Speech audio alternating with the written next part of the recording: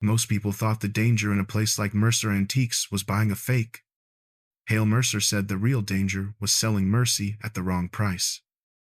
I did not really understand him until the night the student came in with the bowl, and the tuition clock already running behind his eyes. It was 6:48, 12 minutes before closing. The lights were turned down to Hale's late-hour amber, so the glass counter reflected my face and the trays behind it in one thin layer of light. Outside, a bus sighed at the curb. Inside, the bell over the door had just stopped ringing when he set the bowl in front of me and asked if we were still taking buys. He was younger than me and looked older. His jacket too thin, which is one of the ways debt shows. His hands stayed on either side of the bowl, not touching it, as if he was guarding something fragile that had already betrayed him. I had logged the day's intake and pushed the petty cash drawer shut. We were done for the night. Then he said he just needed 5 minutes. In here, 5 minutes usually meant everything someone had left. He called it a Ming bowl, the way some people say, winning ticket. He told me he had bought it from a seller online who didn't know what they had, and that if he could get even half of what the internet promised, he could clear this semester's balance. The payment system shut down at midnight. The bursar's messages had already warned him that after tonight, the hold on his record would turn into no classes, no housing, no visa. By then, I knew how these stories usually ended. The miracles people carried in were almost always made in factories. The debts were real. The objects were not. That was the part I understood. I was still learning what Hale did when the debt was more believable than the miracle. Hale came out of the back room with his keys in one hand and his coat in the other. He saw the bowl, stopped, and set the keys down again. He looked at the object first, the way he almost always did. I slid the intake pad across, took the student's name, and wrote bowl, blue and white, claimed Ming with a blank where the value would go. While I wrote, he talked in quick, flat sentences. Scholarship, gone. Family tapped out. No more extensions from the university. It was all information, but not all of it counted in this room. Hale lifted the bowl and turned it under the light. The glaze broke in the wrong places. The foot rim was too clean. The mark on the base was confident in the way good fakes are. I had seen enough that I did not need to say any of it. I told the student it was not what he thought it was, and kept my voice level. He said he just needed enough to keep his place, and that he could pay us back when the next disbursement hit. He was not really talking about porcelain. He was talking about time. Hale did not ask about the seller. Instead, he asked for numbers. How much was the balance? How much the student could cover? How many weeks until new money might arrive from anywhere else? He did the math out loud. Not cruelly, efficiently, like he was totaling a receipt. We had 11 minutes left until 7. The payment portal would stay open for hours, but urgency leaks. It moved across the glass and into the quiet place where my own balances were counting down their dates. Hale named a figure once and waited. It was not enough to clear the whole balance. It was enough to stop the immediate fall. There was mercy in that. And violence. If the student took it, the bowl would sit in our storeroom as what it was, a competent modern copy with a story glued to it. He tried to negotiate, the way people always did. Hale did not change the number. He changed the terms. The money would be in advance, not a purchase. We would hold the bowl as collateral until the next disbursement. If the student paid us back, plus a modest fee, he would walk away with both his degree and his illusion intact. After he signed the ticket and left, I turned the bowl over once more while the bell was still settling. The flaws were obvious. Glaze pooled where it should have thinned. Cobalt too bright. Too even. I wrote the student's name, the amount, the due date, and the word copy in the description column. There was no field for mercy. or for what it meant that I had stood there and said nothing while the terms were carved. At the time, I logged it as another late deal in a city that runs on small compromises. It took me longer to admit that nights like that only made sense because of a choice I had made much earlier, before I learned how Hale priced it. If you want to understand that choice, you have to start on the day my aunt sent me through that door for the first time, when I was still on the other side of the glass, and Gwen Hart still had her ring.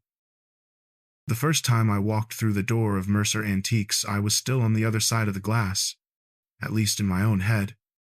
I was there because of family and debt in equal measure.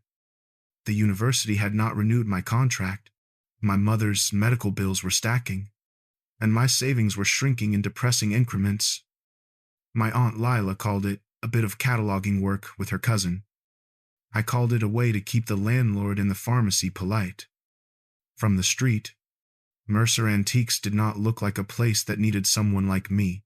The window was crowded with objects that had learned how to catch light: silver, glass, a few pieces of wood with just enough age to look inevitable. The bell over the door was heavy and old-fashioned. Inside, the air smelled of polish and dust, and the faint sweetness of someone's cologne fading from the last customer. It looked like a memory machine with good lighting and better margins. Hale was behind the counter, not in a suit, not exactly casual. Dark shirt, sleeves rolled, an old watch that was probably a trade. I remembered him from one bad Christmas years ago. He had remembered me as Lila's boy who reads too much paper. He thanked me for coming like we were strangers, and only later dropped the family pronoun. He asked how long I could stand on my feet, whether I could read cramped handwriting from 3 countries, and how I felt about people who insisted their grandmother's porcelain was priceless.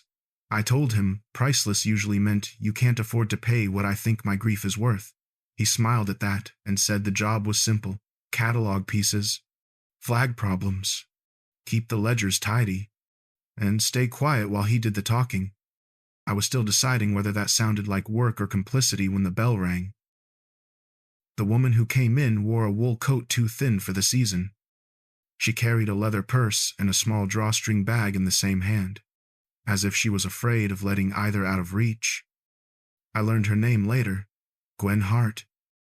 What I saw first was a widow with no ring, a pale indent where it had sat, and the careful politeness of someone who had been answering questions about how she was holding up for too long.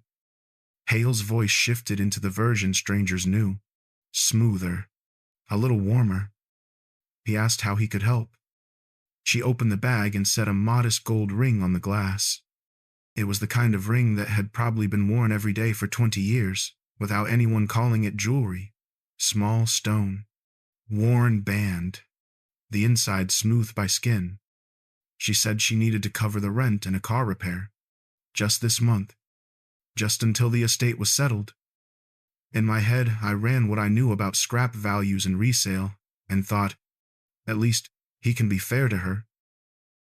Hale turned the ring in his fingers, checked the mark, weighed it in his palm, and tapped numbers into the calculator, not to get an answer, but to give himself a silence to occupy.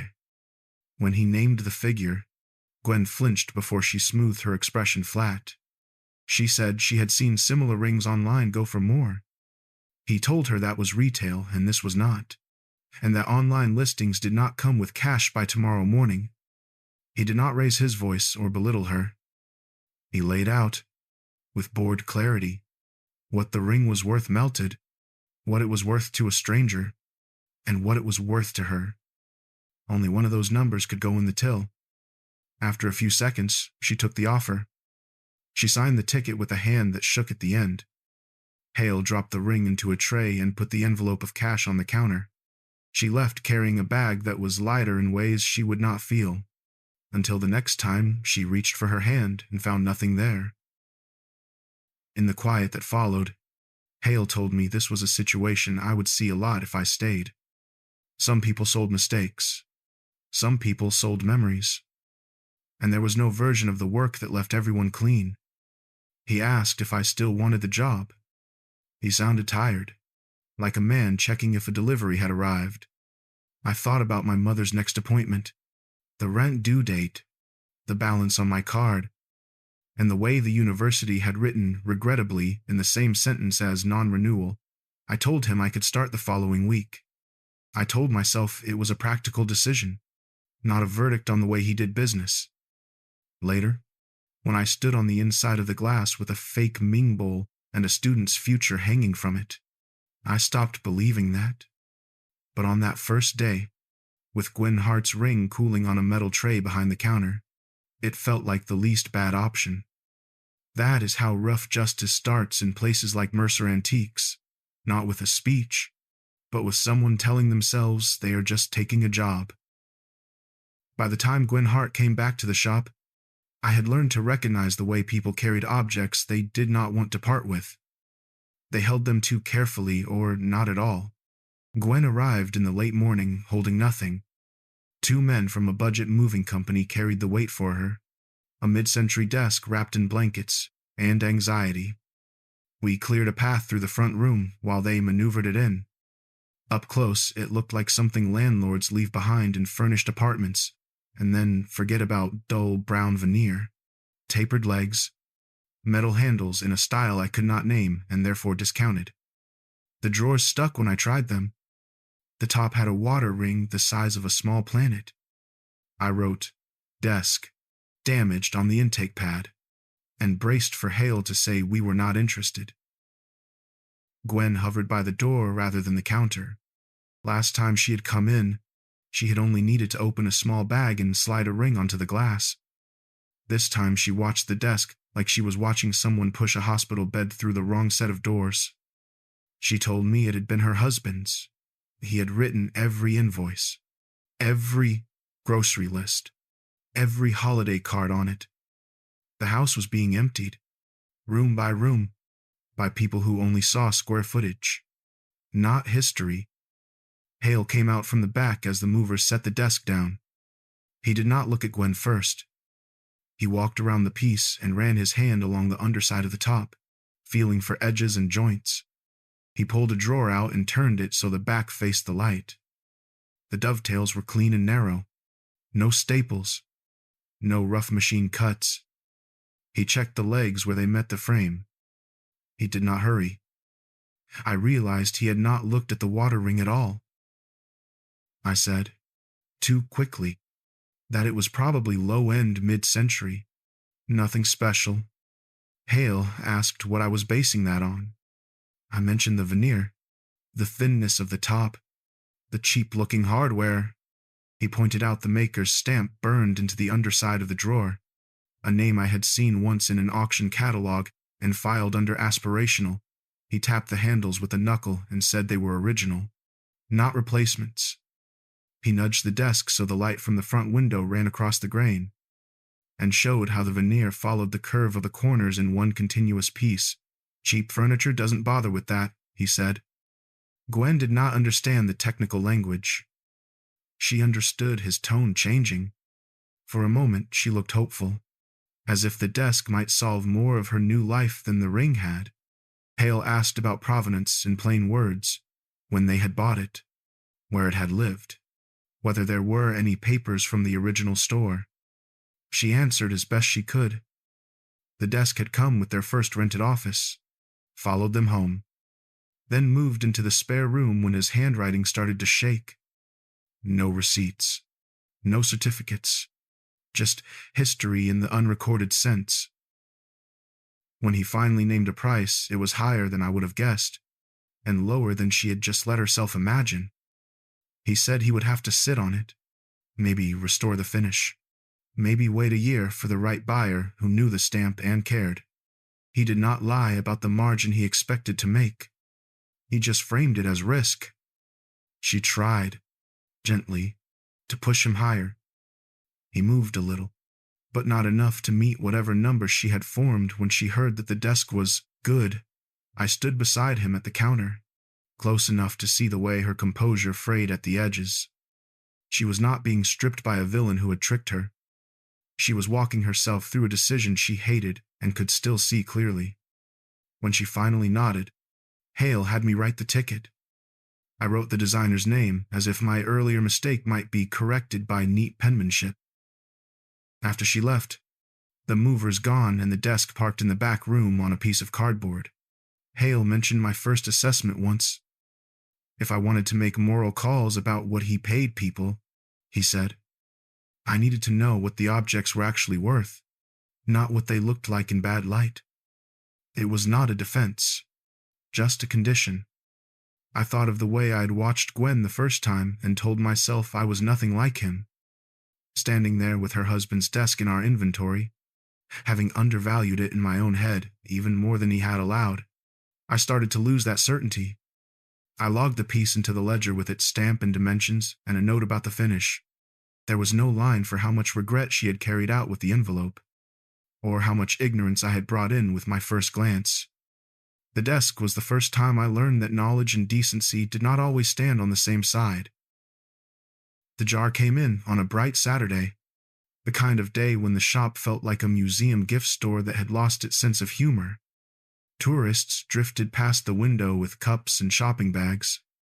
Around noon, one of them peeled off, opened the door, and carried in his miracle.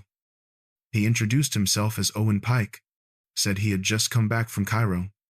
He spoke with the easy volume of someone used to being listened to. He placed the jar on the counter like it was a guest of honor, rather than luggage from the hold of a budget flight. It was about the size of a small melon, blue-green glaze. Bands of raised figures marching around the body in what was meant to be solemn procession. I had spent enough time in storage basements and online catalogs to know tourist fakes existed. I had also spent enough time broke to recognize the way a wish can grip an object, until the object starts telling the wish back. Owen called it an ancient jar from a tomb market, said the seller's grandfather had taken it out of Egypt in the 70s. Anne said a dealer in London had hinted it might be worth 10 times what he had paid. He wanted Hale to be that buyer. Hale listened, or at least watched. I turned the jar slowly, following the procession of gods or kings or generic figures with my thumb. The glaze was pretty in the way swimming pools are pretty. The surface looked old if you did not look too closely. For a moment I wanted to believe his story. Then Hale lifted the jar and began taking it apart without actually dismantling it. He checked the base first. The foot was too perfect, the edge too clean, no grit where real use would have left some. He tapped the side lightly with a fingernail. The sound was wrong for the period, Owen claimed. Not deep enough. Too crisp. He traced one of the raised figures until it ran straight into a casting seam that cut across the relief like a fault line. He turned the jar so Owen could see it. He explained, in a tone that could have been about weather, that real pieces from the time and place Owen was invoking did not come with mold lines that neat. The wear on the high points was uniform instead of patchy. The patina had a regular pattern you only notice when you have seen enough of them. He asked, almost as an afterthought, how much Owen had paid. The number was high enough that I winced, and low enough that no serious dealer would have believed they were stealing a national treasure. I watched Owen's face go through the familiar stages: confusion, resistance, then a quick, private negotiation with reality. He asked whether Hale was sure. Hale said he was sure enough not to insult both of them by pretending otherwise. He could have stopped there, told Owen we were not interested, and sent him back out into the afternoon. Instead, he asked what kind of place Owen drank at back home. Did his favorite bar have a theme, a back room, a set of shelves where this kind of thing would look good as background? There were always restaurants that wanted atmosphere more than authenticity. Places where a well-made lie did no real harm, because no one at the table actually believed the decor was stolen from a tomb. If Owen wanted to recoup some of what he had spent, he could aim for that market. Hale even offered, for a fee, to handle the sale through one of his contacts. Labeled honestly as decorative, modern, in the style of the gods on the jar would become set dressing. Owen did not like losing the tomb market fantasy. but he listened. Losing some money was easier than spending the rest of his life wondering when someone would point at a photograph and laugh. On the walk back to the stockroom, jar in my hands, while Owen went out to smoke and think, I tried to line up my feelings about what I had just watched. On paper it was simple. Man buys fake. Man is told it is fake. Man is given a path to lessen the damage without lying to anyone else. In practice, it felt stranger. Hale had zero patience for the fantasy that this thing was ancient. He had no problem turning the same object into acceptable illusion somewhere else, so long as everyone involved understood what they were buying. It was the first time I noticed that he saved his real disgust not for people who had been fooled, but for those who enjoyed being half-fooled as long as the story stayed shiny. He seemed almost gentle with Owen once the illusion cracked, not out of kindness, but out of a kind of professional respect for a man who had paid for a dream and was now paying to wake up. I, who had been so sure in those first weeks that Hale only preyed on the desperate, watched him redirect a wealthy traveler toward a softer landing and felt my categories slip. Later, when I walked past the jar again on its temporary shelf, the figures around it looked less like gods and more like actors stuck in a pageant they had not auditioned for. What shifted was the map in my head of who exactly Hale enjoyed hurting, who he merely tolerated, and who he sometimes tried to steer away from the worst edge. It was already more complicated than shop that eats the poor, and I was starting to want to understand that map instead of dismantle it. The first time I realized my opinion could cost someone I actually liked was the day Jonas Reed walked in carrying the chair. Until then, my mistakes had mostly landed on strangers whose lives touched mine only long enough to sign a ticket. Jonas was different. We had shelved books and boxed archives together at the university. He knew me from before I stepped behind Hale's glass. He arrived on a wet weekday afternoon, shaking rain off his coat in the doorway. The chair came in ahead of him. Wrapped in a moving blanket, he peeled back like he was unveiling something he was not entirely sure he owned. It was an 18th-century-style armchair, in theory, carved crest rail, cabriole legs, a faded damask seat that had once been red. The wood gleamed in that careful way that means someone has recently tried to make old damage look like patina instead of repair. Jonas said he needed an informal appraisal. A dealer he knew had offered him a chance to buy into a small group of pieces, this chair among them, with a promise that a major auction house might be interested. He did not have the money to waste if it was wrong, or the reputation to spare if it later appeared in a scandal headline. He laughed when he said forgery, but the laugh did not sound sure. I had been following, at a distance, the slow drip of cases about sleepers and problem chairs in European sales. Some chairs are too good to be true for the routes they claim to have traveled. Hale let me take the lead. I walked around the chair and ran a hand along the carved details on the knees of the legs. The design language was right, or close to right, but there was a uniformity to the carving that made me uneasy, like several flourishes had been taught by the same modern tutor. Under the seat rail, I found a modern screw where there should have been a peg. The upholstery tacks were too regular, too bright where the fabric had been lifted and reset. I asked Jonas for the provenance packet. He produced a thin folder, an invoice from a mid-century dealer, a photocopy of a photograph with the chair in the background of some long-ago sitting room, a letter full of vague phrases about continental origin and private collection. There was a gap between the earliest claim and the date the previous owner had acquired it that you could have driven a moving van through. I laid the pages out on the counter and pointed to the missing years. Hale watched both of us. Then he pushed.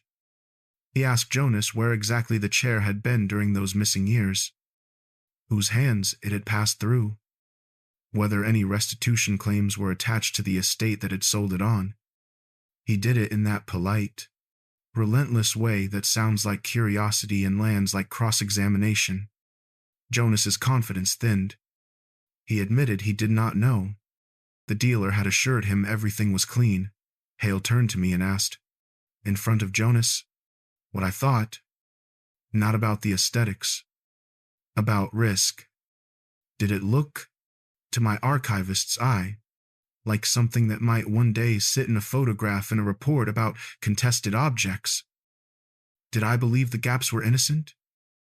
There was a version of the answer that would have kept the air friendly. I could have said the paperwork was thin but survivable. Instead, I heard myself say that if it were my name on the invoice, I would want more than this.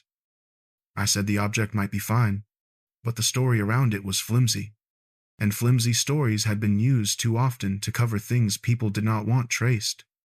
I did not use words like looted or tainted. I did not have the evidence. I just laid out, in plain sentences, the shape of my doubt. Jonas's shoulders dropped. He thanked me anyway. He said that was why he had come here instead of to someone who only saw price tags. He tucked the folder back under his arm with more care than the chair. Hale, for once, did not correct me in front of the client. He just said that if Jonas decided against the purchase, he could send the dealer our way, and we would be happy to look at the rest of the group. After Jonas left, standing in the middle of the floor like an accused party, Hale asked whether I understood what I had just done. I had cost Jonas an opportunity. I had also signaled to Hale what kind of liability I was prepared to avoid. He said it without anger, but there was a new distance in the way he looked at me, as if he was adjusting an internal ledger with my name on it. We did not take the chair that day. It went back under the blanket and out into the rain with Jonas, who said he would think about it. I watched him through the window, a man deciding whether to walk away from a possible profit, or walk toward a future where his name might be footnoted in someone else's investigation.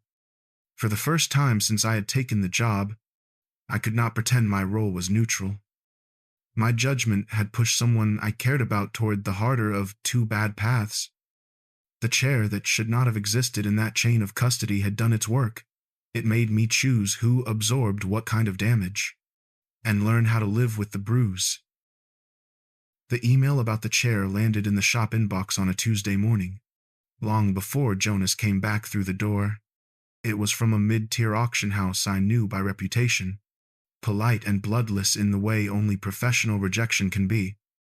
They thanked Hale for the informal notes provided by your associate and said that, in light of new questions about provenance, they would not be moving forward with consignment at this time.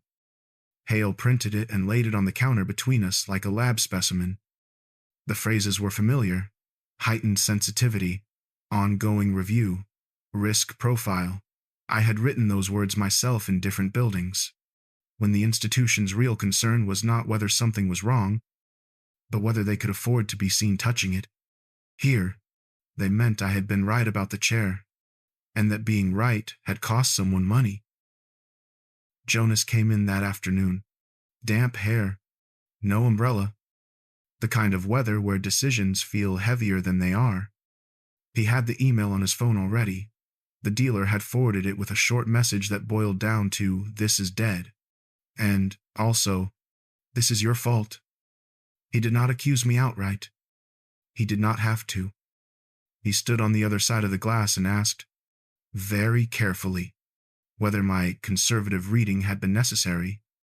I told him what I had told Hale in shorthand, that the gaps were too big, the documents too thin, that a single piece of furniture is not worth hitching your name to a potential restitution claim.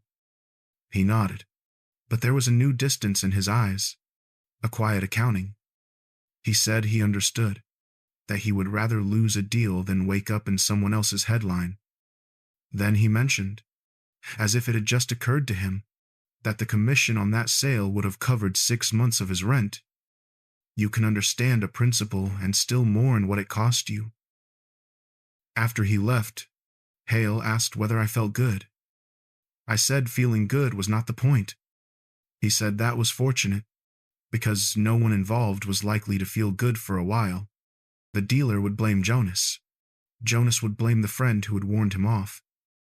And the auction house would issue a statement about their commitment to ethical standards. The only thing that might actually change hands was the chair. Quietly. Somewhere else. He did not mind losing the potential business. He said he minded more that now the dealer would think twice before bringing us anything interesting. He did not shout. He did not call me naive. He simply added my caution to his internal ledger of costs and benefits. Then he asked me to show him exactly what I had seen. We went over the packet together at the counter, me pointing out the missing years and the lazy language, him marking up the margins with a pen. At the bottom of the last page, he wrote a date and a single line. Past, too hot for us. I wanted to take comfort in the fact that my instincts had been validated. Instead, I kept seeing Jonas's shoulders at the door, the way his gratitude and disappointment had sat in the same sentence. I had saved him from one kind of danger and pushed him into another, the slow, grinding kind, where opportunities shrink and people stop calling you first. There was no field for that in any of the records we kept.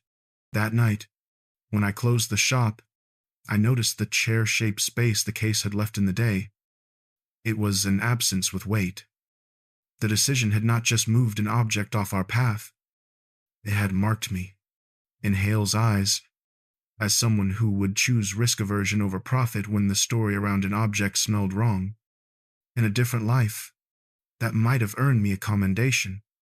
Here, it changed the kind of work he would trust me with. I locked the front door and flipped the sign, feeling the shop settle behind me. I did not regret what I had told Jonas. I still believe I was right about the chair. What I understood more clearly after that week was that in a place like Mercer Antiques, being right means choosing who bleeds. The first time I saw Hale's private ledger, he did not call it that. He just said he needed help in the back office with old numbers and locked the door behind us. The office sat behind the shop, half storeroom, half bunker, filing cabinets, a safe, a desk that had once belonged to somebody richer and messier. The air smelled of paper and the faint sweetness of polish that never quite reached the street. He opened the safe, took out a thick cloth-bound book and set it on the desk. It was the size of a family Bible, edges gone soft from years of handling. The cover was unmarked. On the spine, in small, stamped letters, was only the year he had taken over the shop from his father. I had worked with institutional ledgers before, the kind that exist to satisfy auditors and grant committees. This was not that. Inside, the pages were divided into columns in his cramped handwriting. Names, dates, objects, amounts. That much matched the shop software I used every day. The extra columns did not. Some lines had a plus mark in red, some a minus in blue. A few had a small black dot in the margin. There were occasional notes in shorthand I could only half follow. Widow, Hart, desk underv, husband's clinic debts, Pike, jar, decor only, overpaid versus lesson, read chair, no touch, send away. He told me I could look, but not copy. The regular ledger at the counter was for taxes, insurers, and regulators. This book was for him. It tracked not only what he had paid and what he had made, but what he thought he had done to people.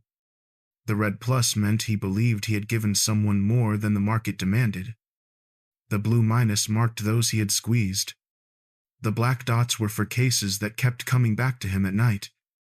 I found Gwen Hart's name on 2 lines. The first was the ring, a blue mark, with a note about scrap versus last month's rent. The second was the desk, a red mark, with a comment about mid-century value and holding risk until she clears estate. He had paid her less than the desk's potential and more than a lesser dealer would have. Then taken on the gamble of finding the right buyer. In his system that counted as mercy, even if it had looked like cruelty from where I stood by the counter. He pointed out Owen's jar, marked as an overpay, lesson fee forgiven when the bar owner bought it for decor. He showed me older entries from before I arrived, a painting sold undervalued to a community center because the donor had stiffed the artist. a collection of silver bought high from a family about to lose their house.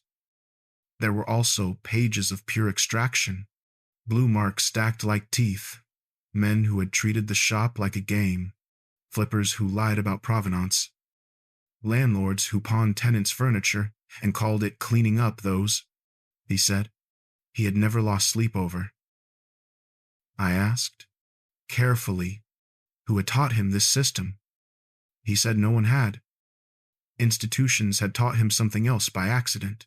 Years ago, he had worked near the edges of museum acquisitions, watching how committees justified what stayed and what went back, how lawyers calculated reputational risk alongside obligation.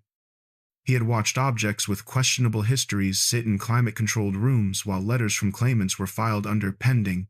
When he left, he told himself that if he was going to live off the movement of objects, he would at least be honest with himself about who he was helping and who he was hurting.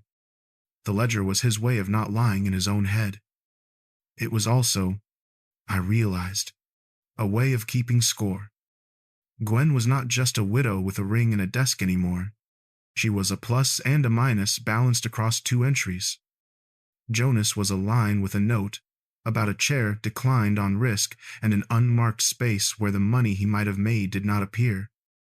I looked for my own name and found it in the margin, attached to a recent cluster of entries. R. Flag on chairs. Trust his nose. Standing in that small room. I understood that my work for Hale was not just cataloging objects.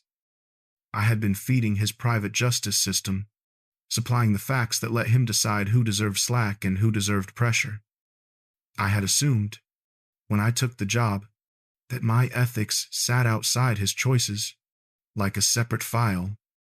The ledger said otherwise. Hale asked what I thought. I said I was not sure what disturbed me more, the fact that he kept such a book, or the fact that parts of it made sense to me.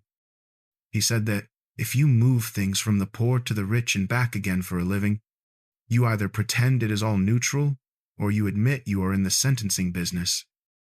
He preferred the second option. Then he closed the book and locked it away. On my way out of the office, the noise of the shop sounded thinner than usual, like a stage set. I could no longer tell myself I was working in a crooked store I might one day walk away from untouched. I had seen the record of what we had done, and my handwriting was in more places than I liked. Once you have seen the math, it is hard to pretend the system is just numbers. My mother did not come to Mercer Antiques because she trusted Hale. She came because the numbers in her life had stopped lining up, and pride is cheaper to lose in front of family than strangers. By then I had watched dozens of people bring in their last good thing. Knowing the pattern did not help when she pushed the door open and hesitated under the bell. Eloise had dressed as if for a bank appointment. Good coat, careful lipstick, hair set. She carried a canvas shopping bag instead of a purse. I knew what was wrapped inside before she set it on the counter. The silver set had lived in our cupboard my whole life, brought out for holidays and funerals. Teapot, sugar bowl, cream jug, a run of forks and spoons in a pattern my grandmother had learned from catalogs. She said she was just here to see how you work, which was the sort of lie both sides agree not to examine. I suggested the back room. She said no. She wanted to do this properly, like any client. She glanced at Hale as she said it, as if testing whether he would contradict her. Hale greeted her as Mrs. Cole, not by her first name. He stepped out from behind the glass, wiped his hands, and asked how he could help. She unwrapped the pieces one by one. The light caught on edges I had dried 100 times at our kitchen sink, she explained, in clipped sentences, about the building repair levy, the pension that covered ordinary months but not this new hole, the fact that she was not ready to be priced out of the place she had finally made hers. Hale examined the silver the way he examined everything else. Weight, marks, repairs, pattern. He named the maker and the line without checking a book. He pointed out where a handle had been resoldered, where a dent had been smoothed, Then he did the math aloud, enough that even a stranger would have followed. Melt value, adjustment for pattern and completeness, discount for repairs and the time he would hold it before finding a buyer. The number he arrived at would cover the levy with a narrow strip of air left over. It would not change her life. It would keep her exactly where she was, for a while. He asked whether she wanted a loan against the pieces or an outright sale. A loan meant a timer. A sale meant surrender.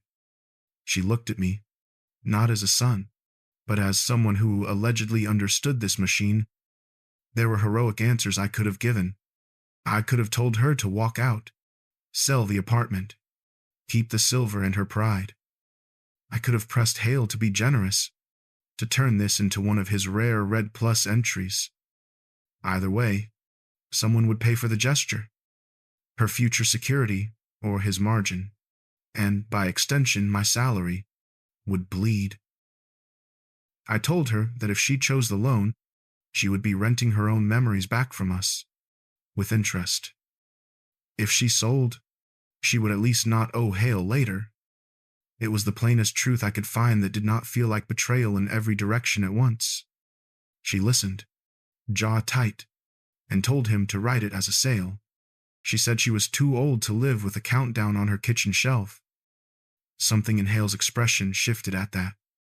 He raised the offer by an amount small enough to pass as rounding, large enough that I saw my mother's shoulders drop half an inch. He did not explain. He just had me write the new figure on the ticket and list each piece, my neat handwriting cataloging the exit of our last family luxury. When it was done, she tucked the envelope into her coat and patted it once, the way she always checked for her keys.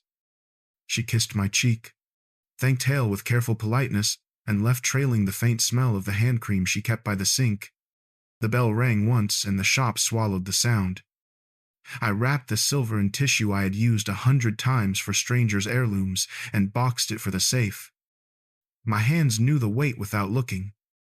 Somewhere in the back office there would soon be a line in a private ledger with her name, a color and a verdict on what we had done. Walking home that night, I understood that my life was no longer just influenced by Hale's system. It sat inside his calculations like collateral, alongside my mother's rent and my grandmother's old idea of what security looked like.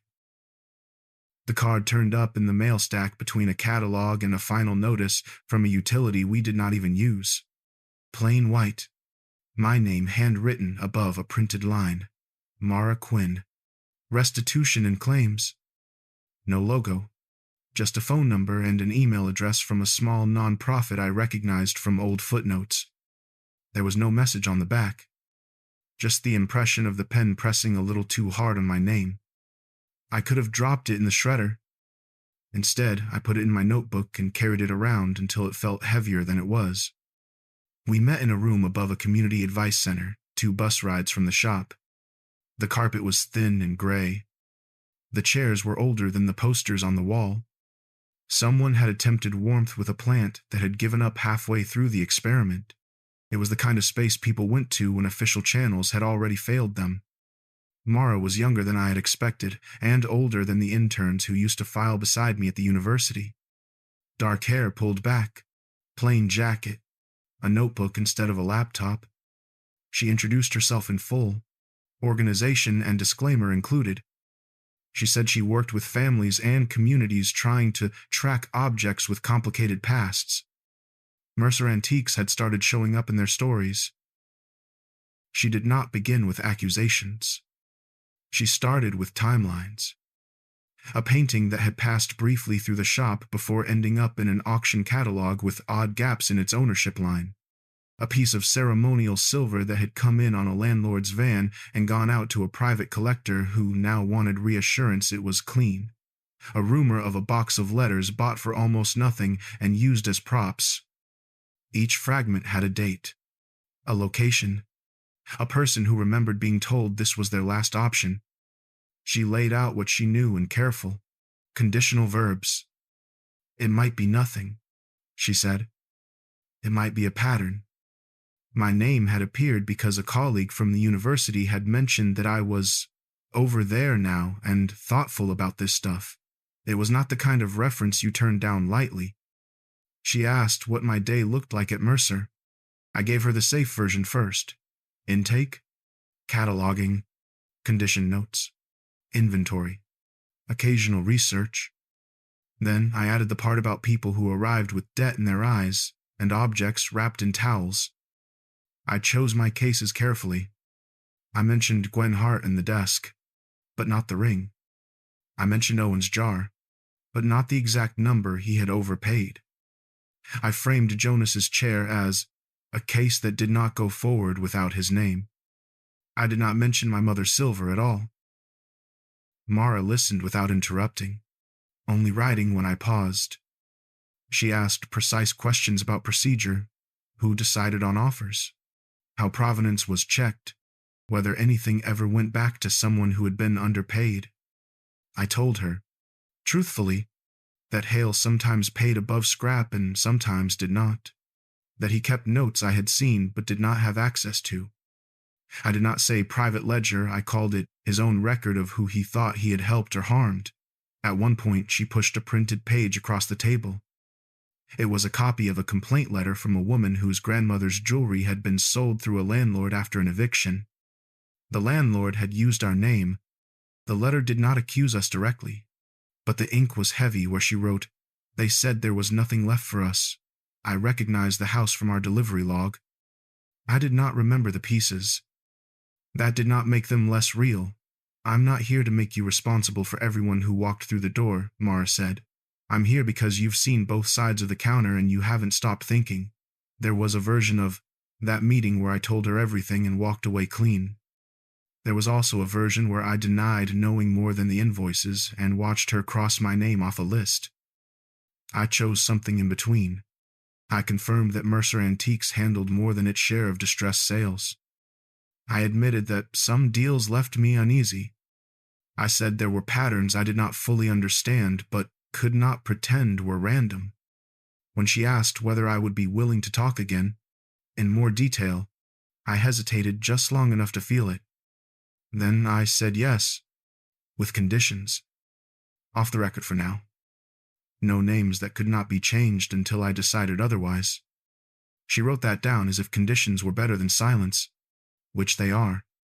On the way out, I passed a row of leaflets about tenancy rights and debt relief. They looked like props from the wrong kind of play.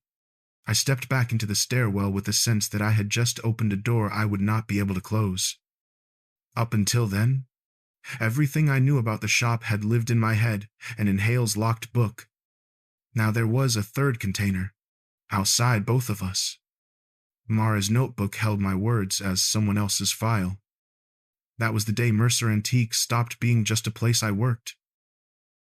Mara did not vanish after that first meeting. A week later, she sent a short email and a document labeled "Summary of Discussion for Your Records." It was 3 pages of my words turned into bullet points. Distressed sale of a mid-century desk, tourist jar reassigned as decor, high-risk chair declined on provenance grounds. Under each, she noted what I had said about Hale's reasoning and what I had refused to say. At the bottom sat a paragraph about what would happen if I chose to give a formal statement. Hale seemed to feel the existence of that possibility without seeing the email. His mood narrowed. He watched the door of the shop the way you watch the end of a hallway in a bad hospital. No one came in asking questions. Instead, they called me into the back office and closed the door. He did not mention investigators. He talked about the people who had kept their apartments because he had taken a ring or a desk when everyone else had said no, and the ones who had tried to move stolen things through his counter as if it were a drain. People, he said, loved patterns but did not understand triage. Take a snapshot of any one day in this shop and you could argue sainthood or villainy. The truth lived in the long ledger. He did not threaten me. The closest he came was a remark about how institutions like the ones I used to work for were good at using someone for their story, and then letting them stand alone when the story went bad. If I ever felt the itch to tidy things up, to make a record, I should remember whose names would end up in the paragraphs and whose would stay in footnotes. A few days later, Mara sent another email, this time with a form. In plain language, it said I could provide a written account of practices observed at Mercer Antiques relevant to ongoing restitution and ethics work. There were boxes for whether I wanted my name attached, held in confidence, or redacted in anything public. No promise of prosecutions or public vindication. The most ambitious phrase was contributing to a clearer historical record. I printed the form and took it home in my notebook. At my kitchen table, I set it beside one of Hale's invoices and my mother's council tax bill. 3 pieces of paper, 3 angles on the same problem. Who pays when the numbers stop working? The easiest choice would have been to do nothing. Let the form yellow in a drawer. The heroic version, the one where I exposed everything and burned every bridge, was just as simple in fantasy and less honest about collateral damage. Somewhere between those poles was the version I might actually be able to live with. I started by filling in dates. When I had first started at Mercer, when Gwen came in, when the jar in the chair and a set of family silver had crossed the counter. I described Hale's extra record-keeping as a personal ledger tracking perceived over and under payment. I wrote about patterns, distressed clients getting slightly better than scrap offers with heavy risk attached, confident men with portfolios getting squeezed harder, the way shame crept into the room whenever someone's options ran out. When the form asked for illustrative cases, I was careful. I gave enough detail to make Gwen's situation visible without writing her surname. I described Jonas's chair in terms of the deal and the risk, not our friendship. I left my mother out entirely. That blank space was the only place in the document where I chose family over completeness, and I knew exactly what I was doing. At the end, there was a box for anything else you wish to add. I wrote 1 sentence about how working in places like Mercer and the institutions I had come from had taught me that neutrality is a luxury of people whose names are never on invoices. Anything more would have been a speech. I signed, scanned, and sent the document back from a cafe 2 blocks from the shop. Mara's acknowledgement arrived later that day. Professional, grateful without being emotional. A note that my account would be integrated into case files. Reading it felt less like confession and more like finally filing a piece of evidence I had been sitting on for too long. Hale never asked directly whether I had talked to anyone. He did not need to. A few weeks later, he let slip that people who played both sides usually ended up working for the side that paid less but wrote more reports. It was delivered as a joke. The look that came with it said he understood enough. Signing the form did not fix anything. Gwen did not get a better price for the desk. Jonas did not have his lost commission restored. My mother still lives in a building held together by overdue repairs. What changed was smaller and more permanent. There is now a version of Mercer Antiques that does not live only in Hale's ledger or my head. It sits in someone else's archive, with my name or something like it attached, waiting for a future reader who may never come. That was the version I chose to live with, incomplete, slanted, a little kinder to the people I could not bear to drag into the light, and harsher on the man who taught me to read the numbers. It is not justice, just the record I could sign without flinching. The investigation did not end with a raid or a headline. It ended with a packet in the post and a quiet meeting in a room that smelled of instant coffee and photocopier toner. The letter on top thanked me, in the neutral way institutions do, for contributing to the factual record surrounding certain transactions involving Mercer Antiques. Attached were phrases that had not existed when I took the job: remedial agreement, enhanced provenance requirements, voluntary restitution. In practical terms, a handful of deals were pulled back through time. Gwen Hart received a letter she did not understand at first, offering a supplemental payment for the desk and a formal acknowledgement of undervaluation. The check left her slightly less cornered, not miraculously safe. The landlord in her story discovered that being the one to drive the van did not entitle him to keep all the spoils. His name appeared in language about improper disposal of tenant property and recommended review he would survive. But the next time he tried to clear a house, he would find fewer doors open. The ceremonial silver from the eviction complaint was traced as far as a private buyer willing to give it back for less than they had paid. The family took the offer, not because it was fair, but because they were tired. Some pieces never resurfaced at all.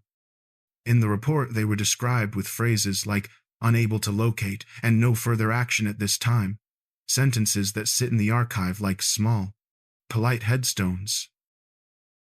Mercer Antiques did not close. It changed shape.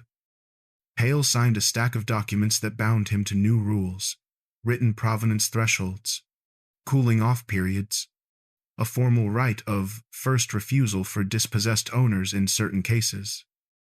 There was a financial penalty large enough to sting but not to sink him, a few months of thin margins, a loan he did not take through our own counter. More damaging than the money was the way some dealers stopped returning his calls. For a while, certain kinds of objects simply stopped appearing on our shelves, as if the market had developed a nervous tic. Inside the shop, the fallout was quieter. We added forms, checklists, photocopies of IDS and utility bills. I spent more time at the small desk by the back door scanning documents than I did handling the objects themselves. Regulars noticed that we asked more questions and offered fewer instant deals. Some grumbled and went elsewhere. Others looked relieved to be told to think twice. Hale himself seemed smaller in ways that did not show on paper. He walked a little less like the room belonged to him alone. The first time a landlord came in with a van full of furniture after the agreement, Hale stepped out to talk to him in the alley. When he came back, the van was gone. He did not explain. He only told me to write in the diary that we were not currently accepting bulk property from third parties without clear documentation in his private ledger, which I saw less often now. New entries appeared in a tighter hand.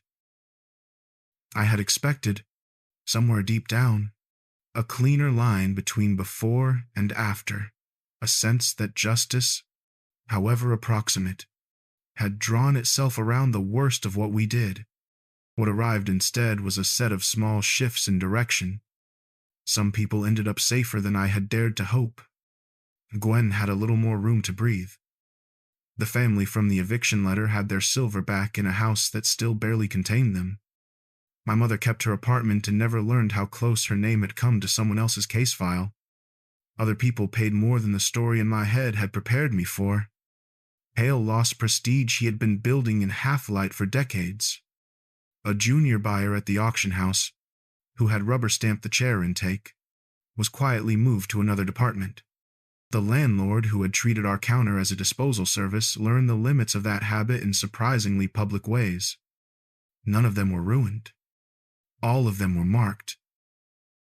When I thought about what my statement had done, I kept coming back to the difference between the files and the ledger in Hale's safe.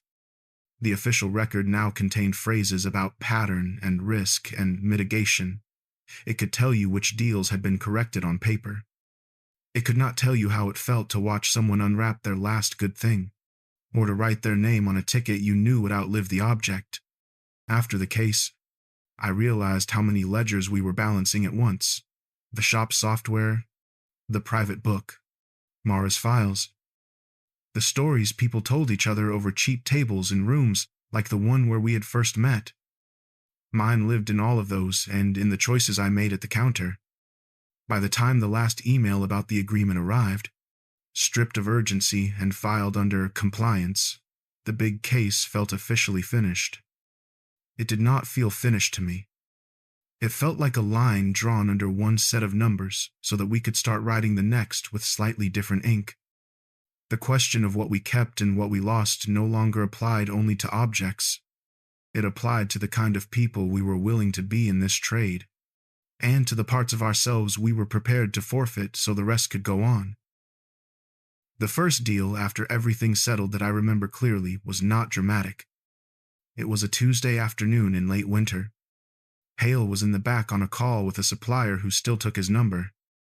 I was at the counter with the sign flipped to open and the new forms fanned beside the till. She came in carrying a small wooden box pressed flat against her chest. Office clothes bought with care and worn past their best. A coat missing one button. She paused just inside the door. People who are just browsing look around first. People who are here because of a bill look down. She looked at the glass. The box went on the counter between us with the kind of gentleness you reserve for putting a sleeping child down. Inside was a watch. Gold case. Narrow face. The kind of engraving you see when someone once assumed there would be time to hand it down. The strap had been replaced at least twice. The back carried 3 initials and a year from a decade when factories still gave people gifts for staying. She told me, in the practical tone people use when they have cried already, that the watch had belonged to her father. He had kept it working for 50 years and left it to her when he died. She had not worn it much. It was too formal for the life she had. She had kept it wound on Sundays anyway. Now, the boiler in her building had failed. The landlord was promising repairs soon and hinting the tenants could help by covering part of the cost. She had a payment due by the end of the week. The watch was the only thing she owned that anyone would treat as security. Before the agreement, I might have reached for a number the way Hale had taught me. Break the value down to metal and mechanism. Subtract risk. Leave a margin wide enough to look respectable on paper. Instead, I opened the box and let myself see the watch, both as the market and as her father would have seen it. I checked the movement, the maker's mark, the wear on the case. It was not rare. It was solid, respectable work. I knew what we could clear if we sold it carefully. I also knew, from the way her hand hovered near the box, that she had no interest in seeing it on a stranger's wrist. One of the conditions of the agreement had been that we distinguish clearly between outright sales and secured lending. We now had a loan form stacked beside the purchase slips. It was more paperwork and more risk. It was also a way of admitting that desperation did not have to mean erasing the past. I explained the difference as plainly as I could. If we bought the watch, the money would be slightly higher, but the watch would be gone. If we held it as collateral, she would get less, on terms we would both sign, and there would be dates by which she could buy it back. I told her how much interest would accumulate and what happened if she missed the last date. I kept it in sentences that would still sound like English if someone read them aloud years from now. She listened, asked 2 questions about the dates and the interest, then chose the loan. I wrote her name and the watch details into both the shop system and the paper ledger, our new hybrid creature. In the space on the page where Hale used to write private adjectives, I simply noted the month and the word boiler as I counted out the money. I felt the familiar mix of relief and nausea move through me. She signed, tucked the notes into a tired wallet, and thanked me in a way that sounded less like gratitude and more like a temporary truce with the universe. Hale emerged from the back as she was leaving. He glanced at the form on the counter, at the empty box, at me. For a moment I thought he would correct the numbers. Instead, he just asked whether I had charged enough to make the risk worth it. I told him what the watch was and what we stood to lose if she never came back. He nodded once, neither pleased nor displeased, and went to unlock the cabinet where we kept collateral. Later, when the shop was quiet, I logged the watch into Mara's world as well. Not as a complaint or a confession, just a line in a file I kept for myself, the date, the initials, the fact that we had chosen a loan over a sale. Mostly it was a way of keeping my own ledger synced with the one in my head. I do not know whether she reclaimed the watch. People's lives move in directions our paperwork never sees. Maybe she walked back through the door one weekend with enough in her account to buy the past back. Maybe she did not, and the watch sits somewhere in the chain between our cabinet and another counter that does not ask as many questions. What I do know is that, on that afternoon, I made a deal I could describe without flinching. It was not generous enough to make me a savior or sharp enough to make me a predator. It sat in the thin band between where most of us live The shop around me was the same glass and wood and dust it had been when I first walked in with my own stack of bills. The difference was that now, every time I picked up a pen at the counter, I understood I was writing in more than one book.